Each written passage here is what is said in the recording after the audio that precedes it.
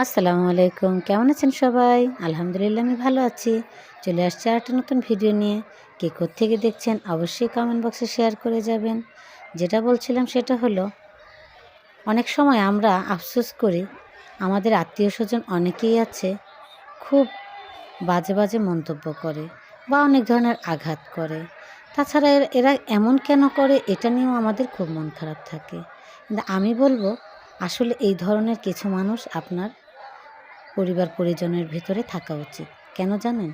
এদের কথার কারণে, এদের আঘাতের কারণে আপনি অনেক দূর এগোতে পারবেন। যদি সবাই ভালো হতো, তাহলে আপনি লাইফে কখনোই কোনো কিছু করার চিন্তাই করতে পারতেন না। সব কিছুই একরকমভাবে চলতো। এজন্য ভালো মন্দ সব ধরনের আপনজন পাশে থাকা জরুরি।